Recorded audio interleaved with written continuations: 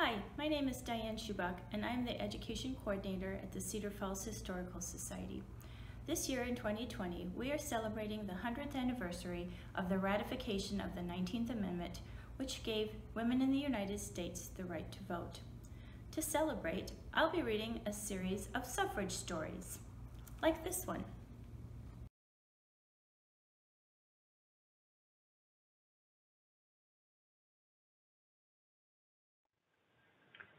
Marching with Aunt Susan, Susan B. Anthony and the Fight for Women's Suffrage. Written by Claire Rudolph Murphy and illustrated by Stacy Schuett.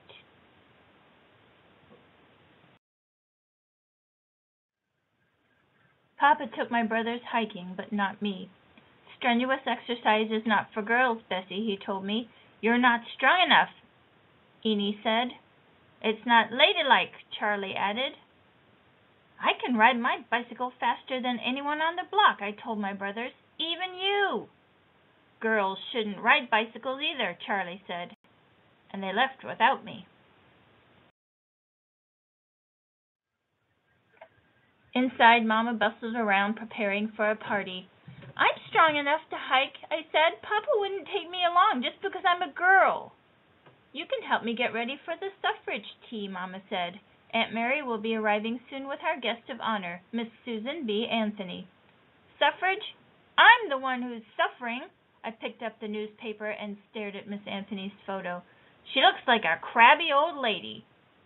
A crabby old lady who has fought 50 years for women's rights, Mama said, even when people threw garbage at her and called her names.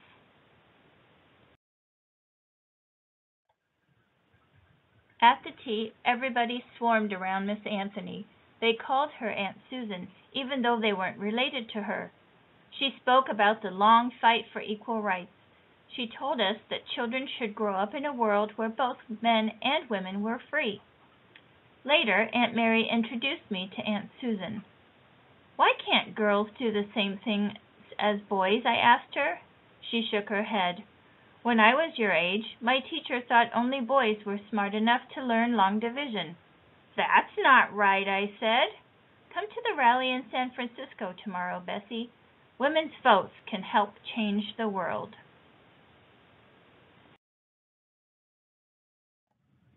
Golden Gate Auditorium was so crowded that I could barely breathe. Aunt Susan stood on a stage surrounded by hundreds of roses. Her voice thundered across the hall. The votes of all the people, including women with men, will surely bring about the wisest and best government the world has ever seen.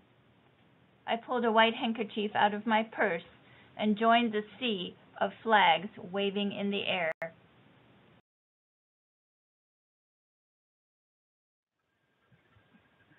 The day after the rally, I rode my bicycle over to my best friend Rita's house. You should have heard Aunt Susan speak yesterday, I told her. My papa says ladies shouldn't speak in public, Rita said. Aunt Susan says that girls are just as smart as boys. We should get to help make decisions, too. Papa decides everything in our family, Rita says. That's not right, I looked at my best friend. Someday I want to vote. Let's see if we can help out at suffrage headquarters.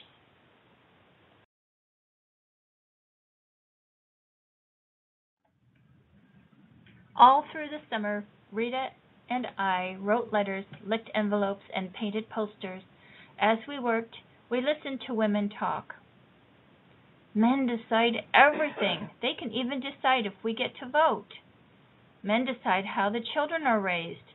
Men decide how the household money is spent.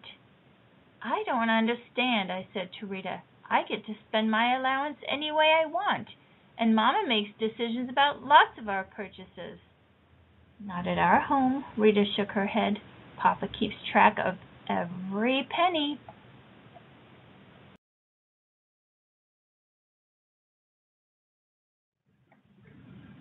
The week before the election, we visited a factory in San Francisco. Rows and rows of girls sat hunched over, sewing in a dark room. Aunt Susan encouraged them to come to our suffrage parade. Afterward, a girl walked up. Me and my sister did some extra sewing to help the campaign. She handed Aunt Susan 2 dimes. If women win the vote, will I be able to go to school?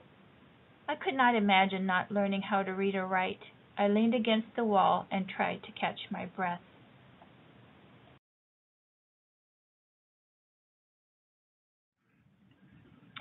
Back at headquarters, I asked Aunt Susan why those girls didn't go to school. Many parents can't make enough money to feed their families, she told me, so the children have to work. Can women getting the vote change that, I asked? Aunt Susan nodded. We can work to pass laws that will help adults and children. I dumped out all the coins in my purse and handed them to her. If those girls can give money, I can too. Later, I painted a picture of the factory girl on a banner for the parade. Rita printed the letters.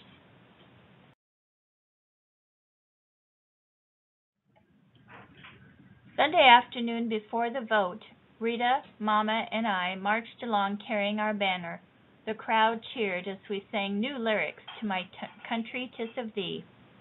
Our country, now from thee, claim we our liberty in freedom's name. Guarding home's altar fires, daughters of patriot sires, their zeal our own inspires, justice to claim.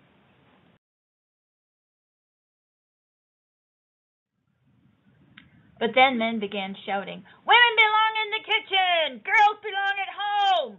Rita's father appeared and dragged her away. "No daughter of mine will parade in the streets."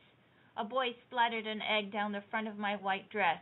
"What do you want to be, a man?" he yelled. I stood frozen, watching the oozing yellow stain spread, until Mama picked up Rita's end of the banner, and we marched on.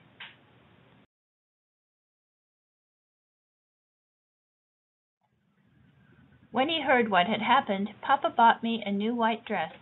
If only it was that easy to win the election. Monday after school, Mama and I stood at the ferry launch and held up a new sign. "Remember your daughters. Vote yes on referendum number 6. I couldn't tell if I got more pats on the head or grumbles from the men walking by, but Mama said, "It only matters how they vote tomorrow."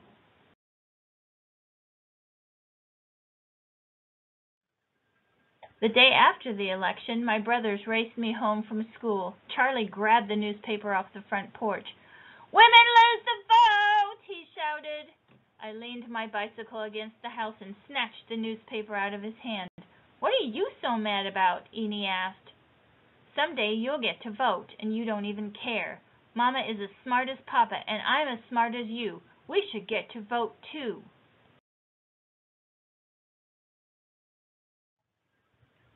Mama came out and picked up my bicycle. Aunt Susan said that a bicycle gives a woman freedom.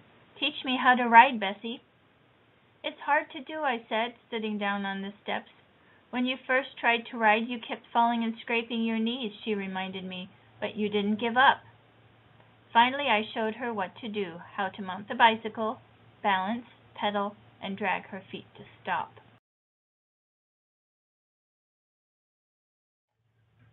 When Papa arrived home, Mama was wobbling up and down the street. "I'm sorry about the election, Bessie," he said.